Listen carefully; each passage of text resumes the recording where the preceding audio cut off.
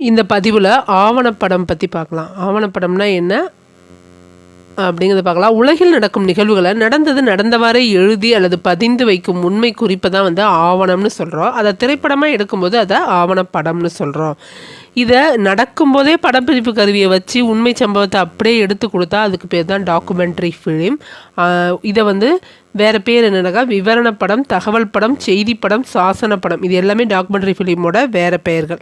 தமிழின் ஆவணப்படம் முன்னோடி யாருன்னு கேட்பாங்க. ஏகே செட்டியார். ஏகே செட்டியார் தான் ஆவணப்படம் முன்னோடி. இவர் ஆவணப்படத்தை என்னன்னு சொல்லுவார் அப்படின்னா வாழ்க்கை சித்திர படம்னு குறிப்பிடுவார்.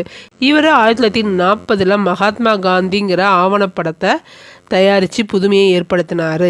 நடைமுறையில் உள்ள உண்மையை மக்களுக்கு எடுத்துரைக்கிறதுக்கு சில நேரங்களில் உண்மை நிகழ்வு கிடைக்காது. அந்த மாதிரி சிலப்போ உண்மை நிகழ்வுகள் நடந்து முடிஞ்சிருக்கும். அதை வேறு நடிகரை வைத்து நாடகமாக வெளிப்படுத்தலாம். அந்த மாதிரி வெளிப்படுத்துறது தான் என்னன்னு சொல்லுவாங்க, நாடக ஆவணப்படம்னு சொல்லுவோம். இதை டாக்கு ட்ராமா அல்லது ஃபிக்ஷன் டாக்குமெண்ட்ரி அப்படின்னு அழைப்பாங்க ஆங்கிலத்தில். நன்றி, வணக்கம்.